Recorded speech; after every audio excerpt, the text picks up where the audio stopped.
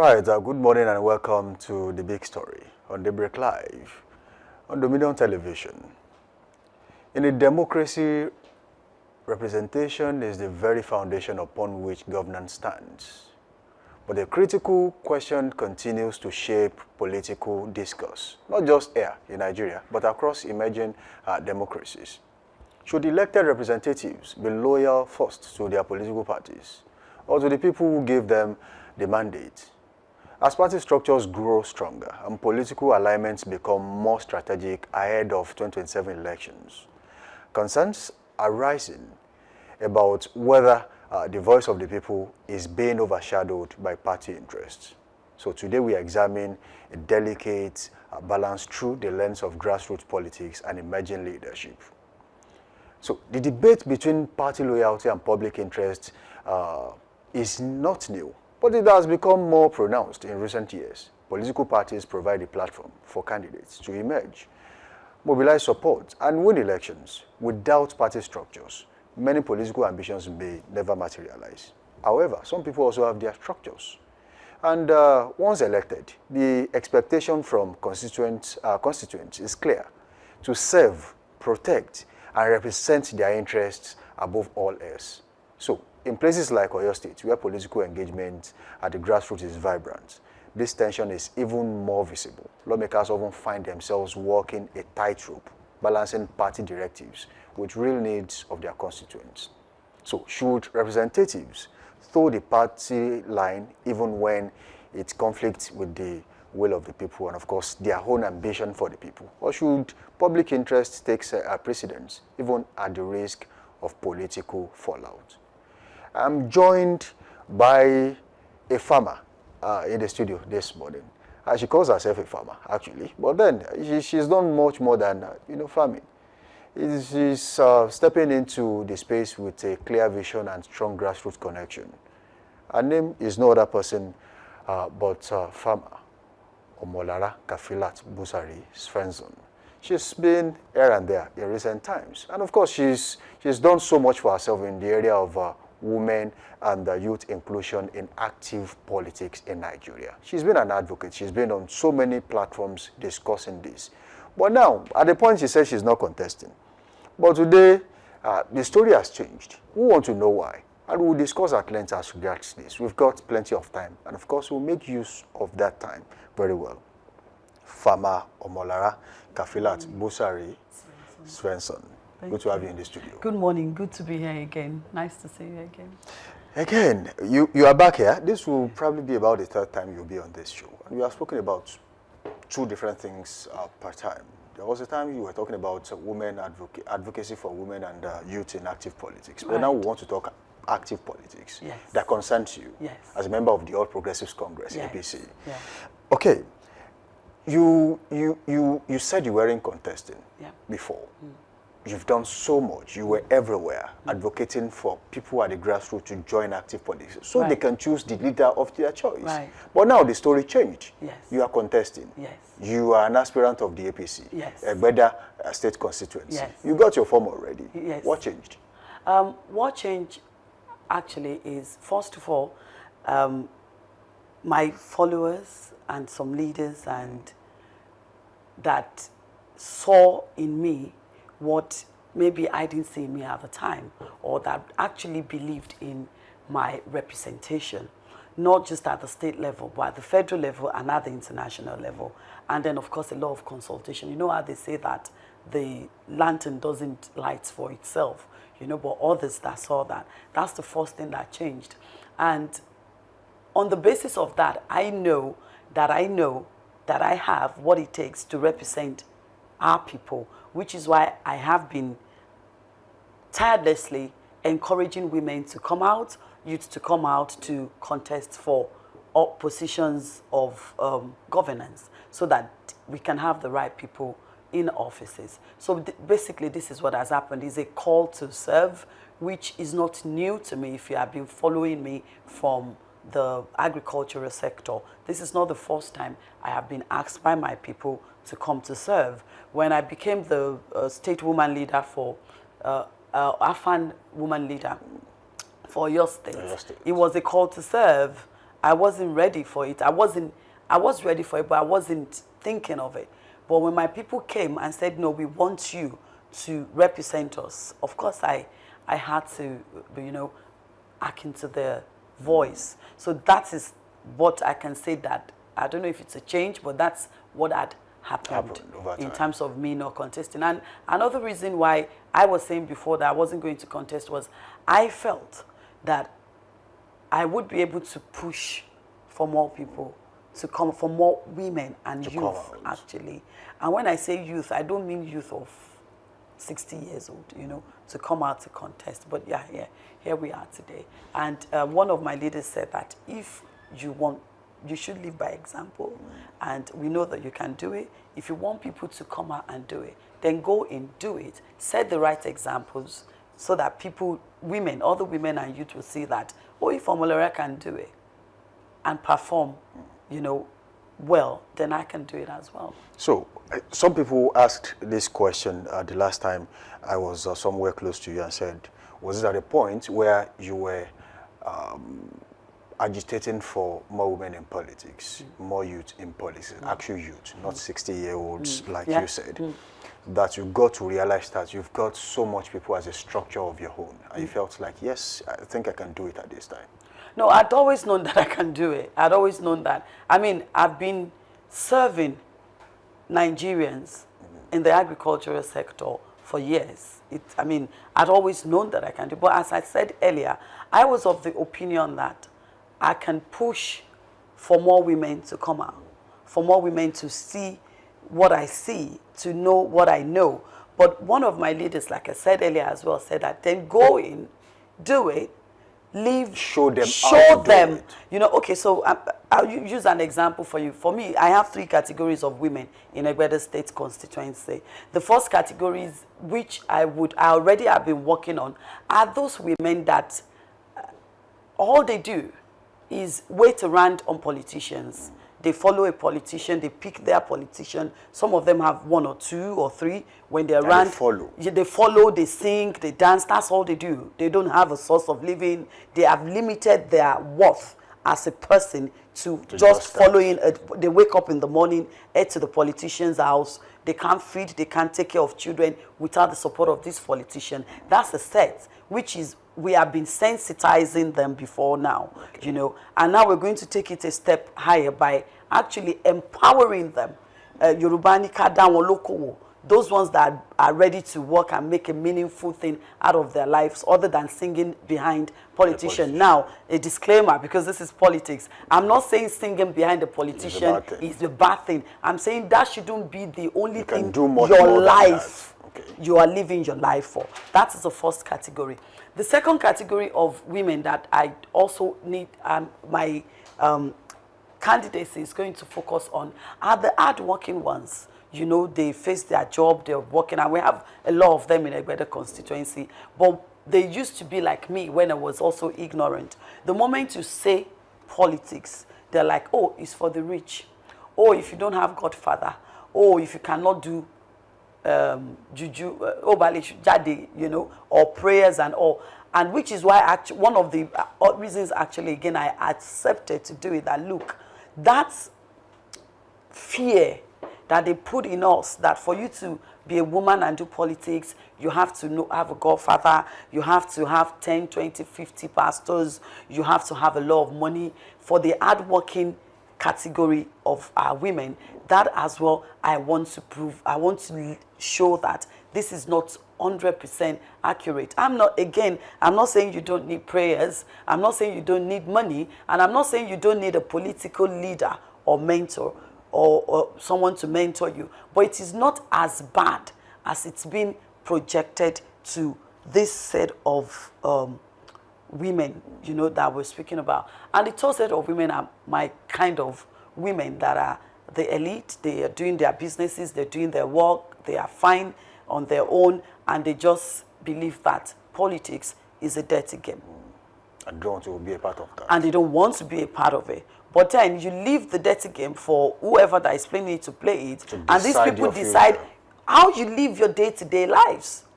You know? So these are the reasons. And when I actually thought of it deeply, and another questions I've been getting is, why state honorable? Okay, so if you look at my journey, I was still coming. if you look at my journey again, even in the agricultural sector, I started from Oyo State.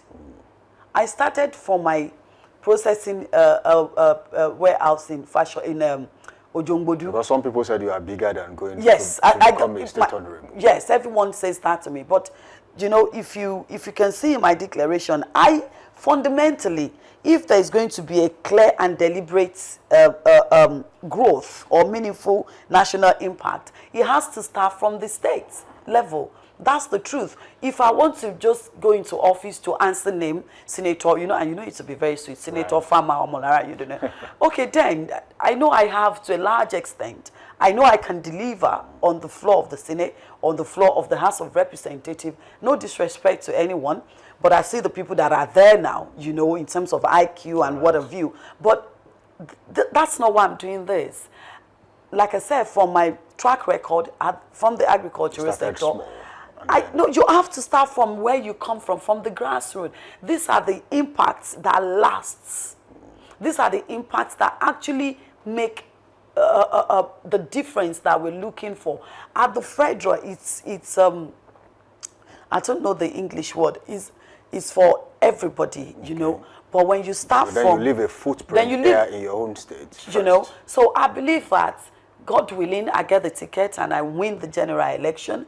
And in another 4 years, my results shows that a better state constituency has witnessed a reform that it has never witnessed before in the history of Oyo State in the past. Then it will be 51 years. Right. Then you can start building on that. God giving us life and what it takes. Then I can say, okay, I have done this. You come. Another person start building on it. Just like with the NWABD, right. When I became the SA to the Honorable Minister of State, my boss, God bless you where you are, my DNC took over and she's continuing from where you stopped. I stopped. But if I had not gone through all the hard work, it won't be that easy to make NWABD come to stay, there won't be nothing for my DNC to build on, which is why I decided to say, okay, the state honorable, I'm going there to serve. I'm not going there to, I mean, if it comes with accolades and what have you, why not? And frankly, let's think of it. If you go at the federal level, the highest you can do is 8 years. Right. You still come back home anyways. President Obasanjo still went back to Abeokuta. So why not just build my home? Because some of us don't have plan B for retirement plan. If it's not Oyo, it will be Lalukmo or something. You know, why not just build the home where I come from? And that is why these are the things that I can say had happened. Not that a major change has. All right. You mentioned something in your speech that there is no do or die politics in your own game. It is just strictly service. Okay. So I am contesting to serve the people. I'm contesting. You see, my heart breaks a lot of times when I see in the party, and this is not peculiar to APC, and I don't want to get emotional on national TV. When I see a full-grown woman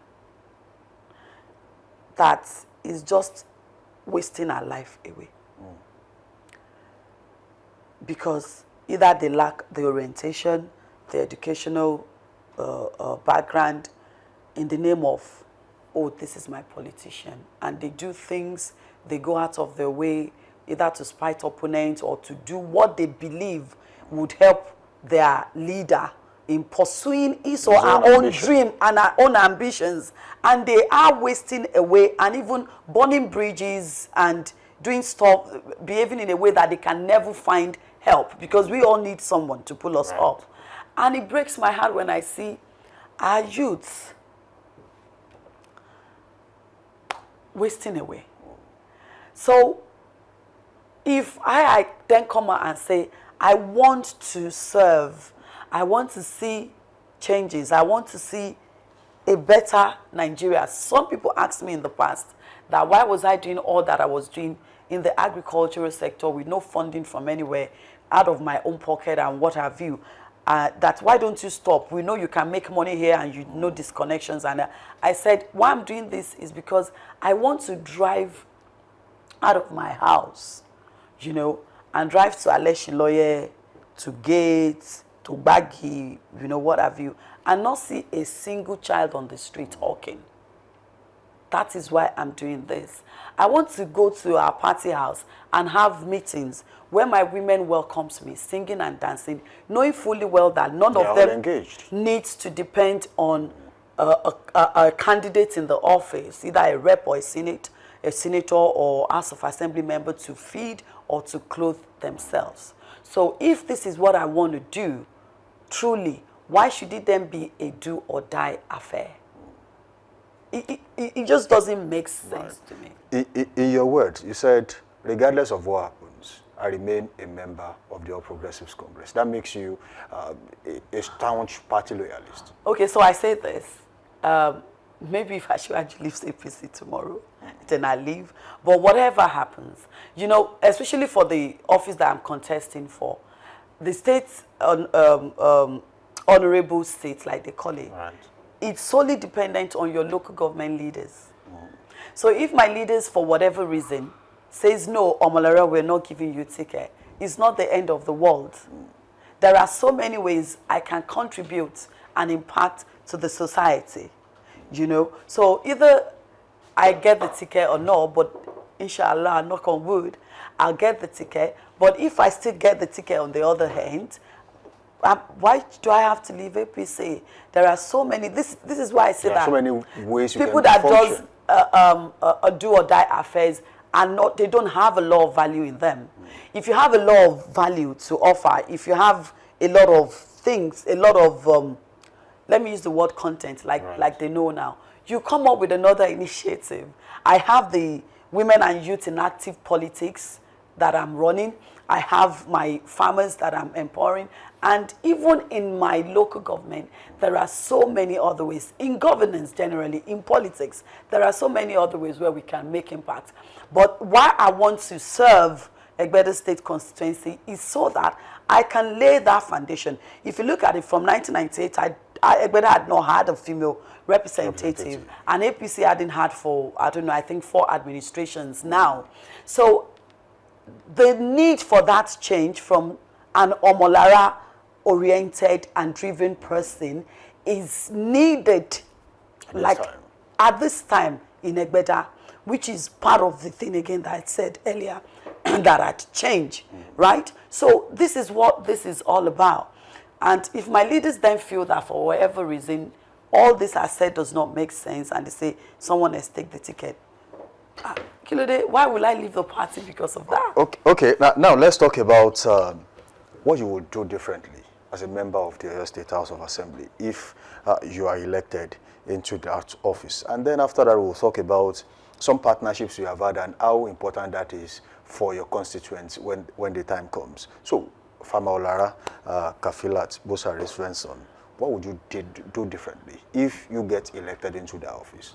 You've mentioned quite a few things. I'm not doing anything differently from what I've been doing before.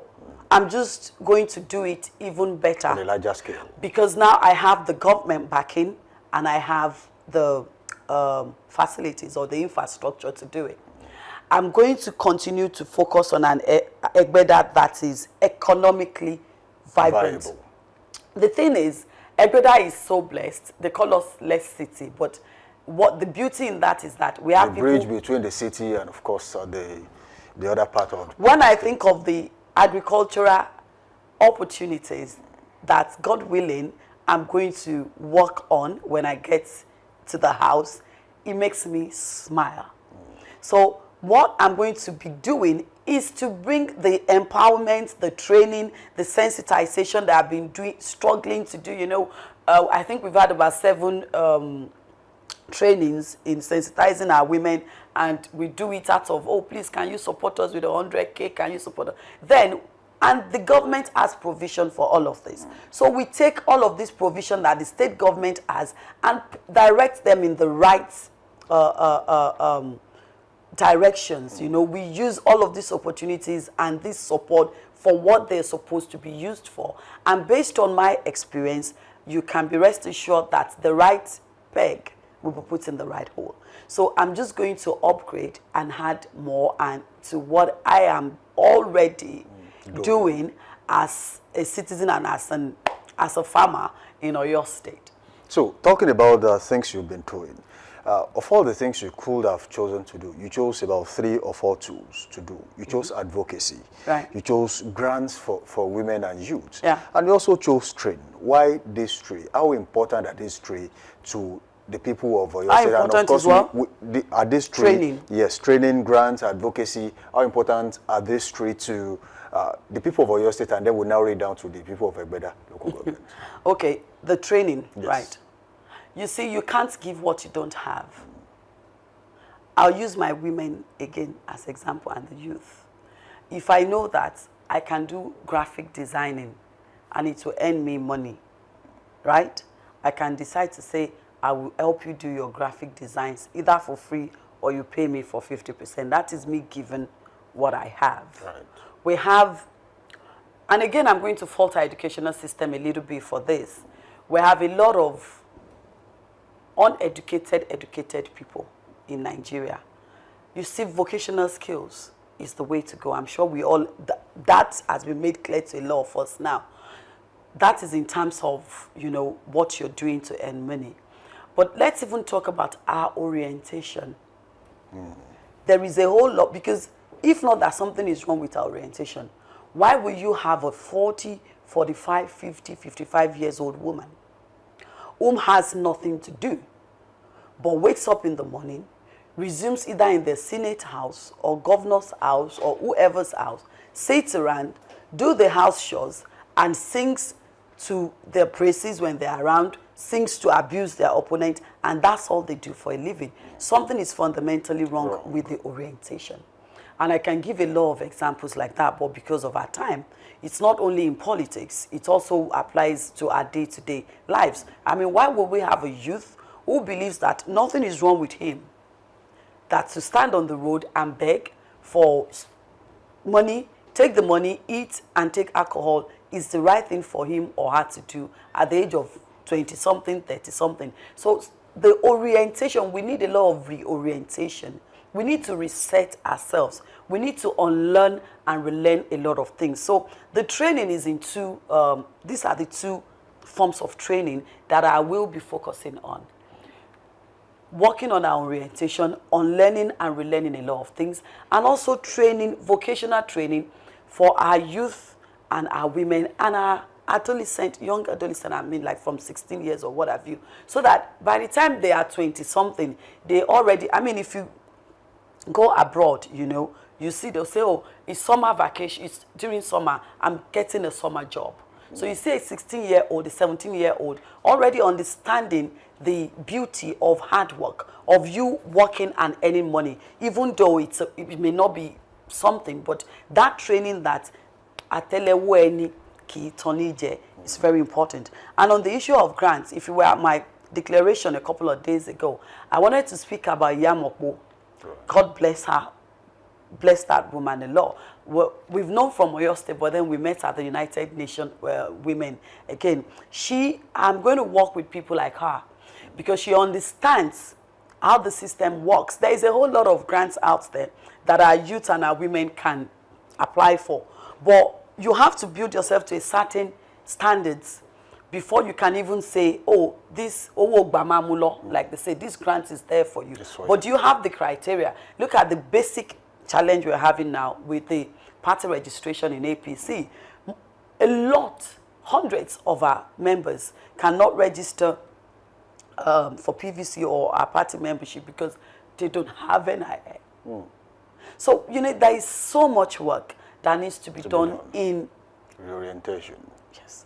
And the advocacy continues. I mean, it's become, my boss used to say when he's talking about me that when Omolara asks you for anything that has to do with our women and our youth, you better do it because then she becomes a pastor and a mom and everything, and she wakes you up with prayers and reasons why you should support their movement by 5 a.m. before you do your morning prayers and what have you. So I say it's a calling. It's something that I've been doing. But like I said, all of these three key contributions.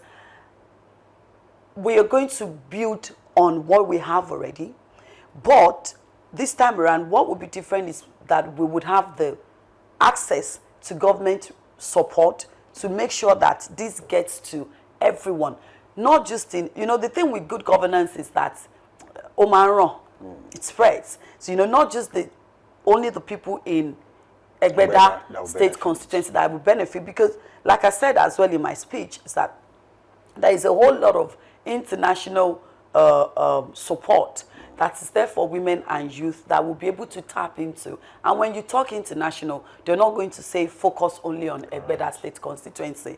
Of course, I'll be working with other members on the floor, and what have you, to make sure that it cuts across Oyo State, because it's high time. Let me say that in English. We're the pace setters, so it's time for us to actually demonstrate and set the pace as a pace setter. Okay, now, according to your track record, you are big on collaborations, you are big on partnerships. Oh, yes. And we have seen you do it with the Federal Ministry of Agriculture and Food Security, Ministry of Women Affairs, financial institutions and global organizations. You've done it with IITA, United Nations Women, UNDP, NORCOM, NLC. These are very big establishments that could easily lift people out of poverty if they are put to the right use. What has been missing before is a true representation or the connection, the bridge building between these bodies and, of course, the people of your constituency and or your state in general. Okay, so I'm going to answer this frankly. What has been missing is that in most cases, we have not been electing the right people into the office. Okay. If I'd come out, but some people will argue with you. Yeah, that's why I want to break it down. If I'd come out for this position 20 years ago, I can't give all of this. Right. I'm able to give all of this because I have lived it. Right? I built myself up, and that's why a lot of people are like, what are you doing with states? Right? We need to start, we have to be intentional about not just putting people that, PhD, this, 10 master's degree. What is their track record? What have they done before? Have they been intentional in the things they have done before? I said it earlier, I said my coming out for state honorable, I am intentional about what I am going into the office to achieve. And I have a clear mission and vision and a blueprint of what I want to go in there to do and how I want to go about it.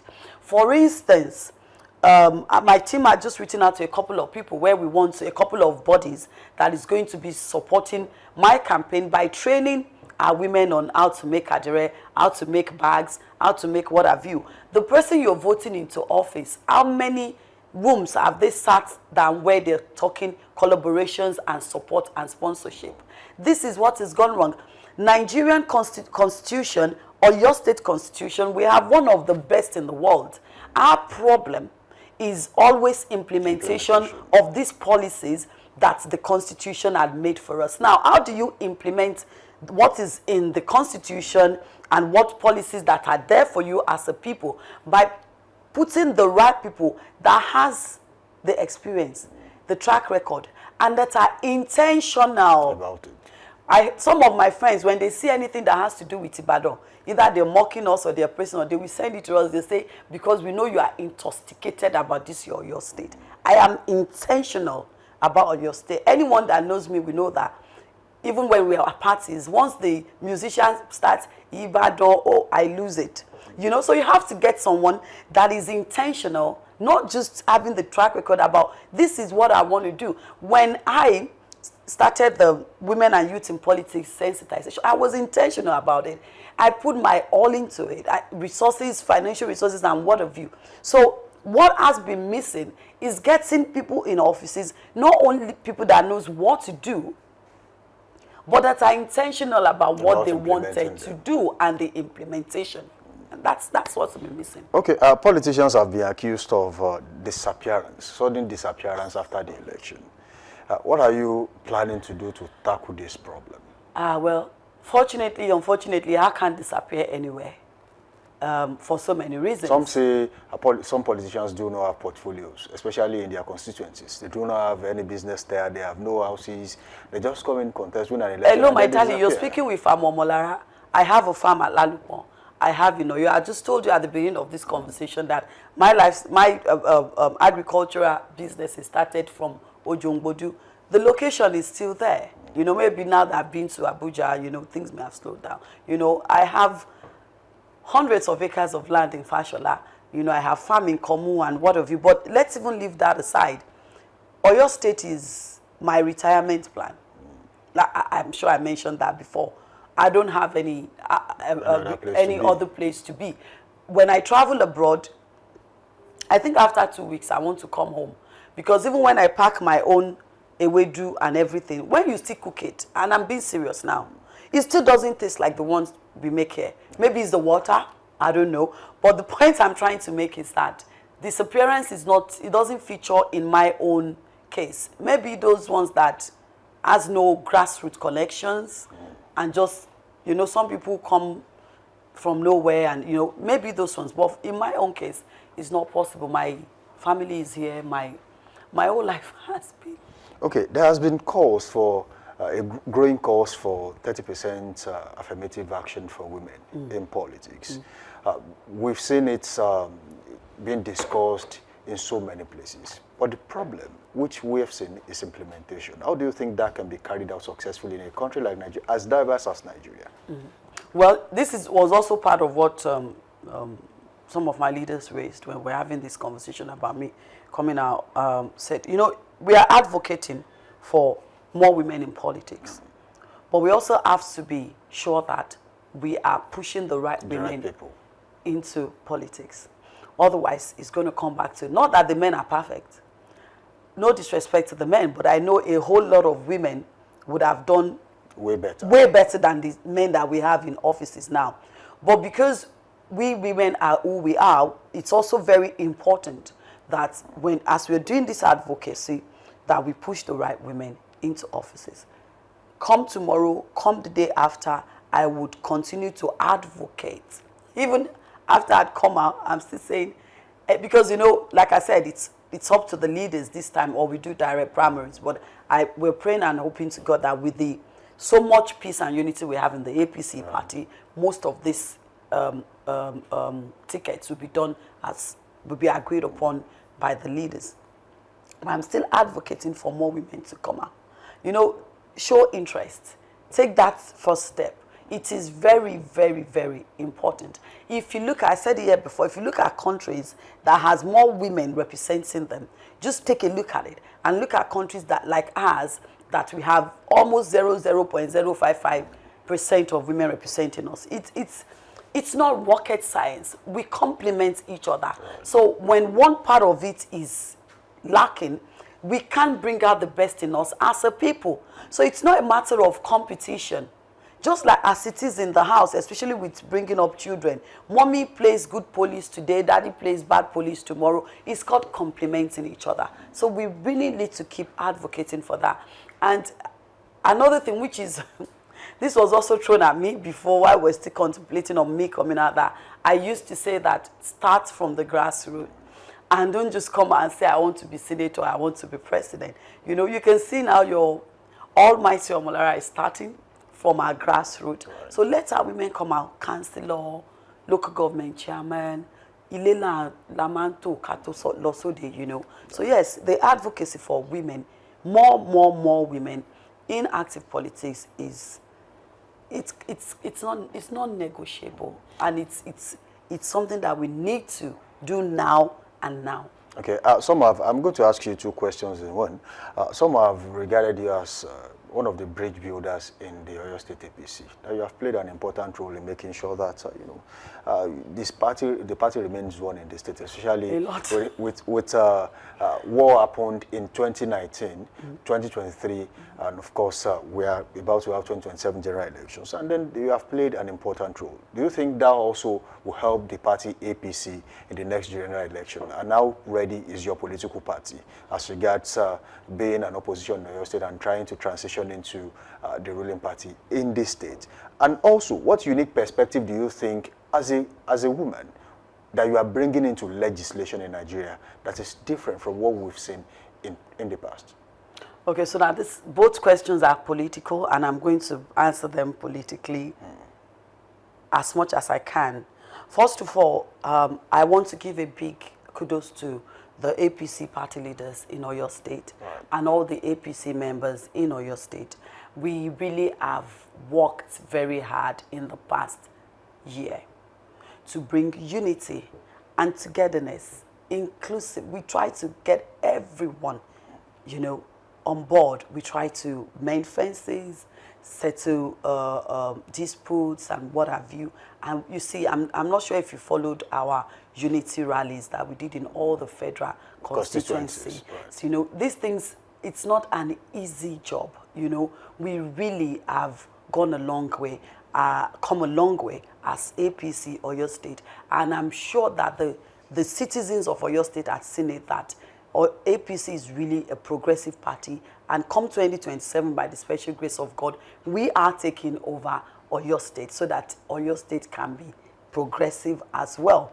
The second question that you asked was, what role you do differently? I'll do differently. And the unique perspective you are bringing to legislation in Nigeria. Okay, so I'm going to bring it down to Oyo State, if you don't mind. I'm going to bring representation, true representation, to the floor of the House of Assembly in Oyo State. I'm going to bring performance, come up with bills that are actually achievable and progressive for the citizens of Egbeda State constituency and Oyo State at large. Because so far, we have not had representative that is intentional and that is progressive on the floor of the National Assembly. And that is the truth. And I am going to be intentional about implementation of the existing bills that works for us, that is progressive, and the new bills that we're going to introduce that would be progressive and productive for the people of Egbeda State constituency and Oyo State at large. The the State Assembly is so powerful. It sets tone for governance in Oyo State, and it is sad what we have had in the past 8 years on the floor. Okay, lastly, before we go, what would success look like for you if eventually you get elected as a member of the Oyo State Assembly? Okay, been here before.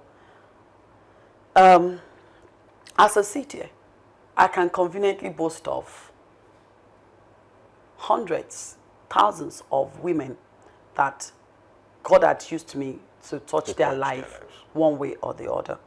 Success to me would be for me to come out here December next year and maybe come with about 500 youths. And fill our compound with them? Yes. Okay. That are now doing something, that are now going to school, that can now feed their families.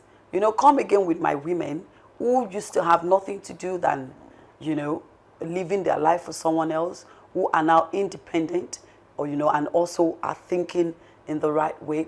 Success for me would be having health centers in Egbeda revived. These things it's not rocket science, and it doesn't cost that much. It can actually be achieved if we have a representative that is intentional. Success for me would be to come out here and say, look how many health centers that we've revived, look how many schools, that has been brought back to life, and look how many of our elderly people now have the right orientation on what they should eat and not eat, and have access to basic medications. This is what success looks like for me. Success to me would be roads that are for state and that are not in good state in Egbeda State constituency being put in line for renovations or what have you. This is what success looks like for me. But first of all, and most importantly, is to see growth in our people. Because when the people have growth in them, when they are doing well, then the society at large will do well. All right, Farmer Omolara Kafilat Busari Svensson, thank you for being a part of the show so far. This conversation has not ended. No, of course, it continues. Yes. And I will bring you back some other time to discuss some other interesting topics that people will really love you speak about. Thank you for joining us on the show. Thank you for having me this again. morning. Thank you. All right, it's been an insightful conversation examining one of the most important questions in our democratic journey, where true representation should lie. Many thanks to our guest this morning. Can I say she's now Honorable Omolara Kafilat Busari Svensson? I'll still keep doing my farming. Okay, all right. A 2027 aspirant of the Oyo State House of Assembly, Egbeda State constituency, for sharing her insights and thoughts on perspectives on balancing representation, party loyalty and expectations, and the needs of the people. As the political landscape continues to evolve, one thing remains certain: the strength of any democracy lies in how well the people are represented. Thank you for staying with us on Daybreak Live this morning. It has been The Big Story. I'm Samson Balogun, and of course I wish you a productive day ahead. Stay informed, stay engaged, and remember, your voice matters. Let's go on a quick break. When we return, of course, Trend Watch will be the next one. We'll be back.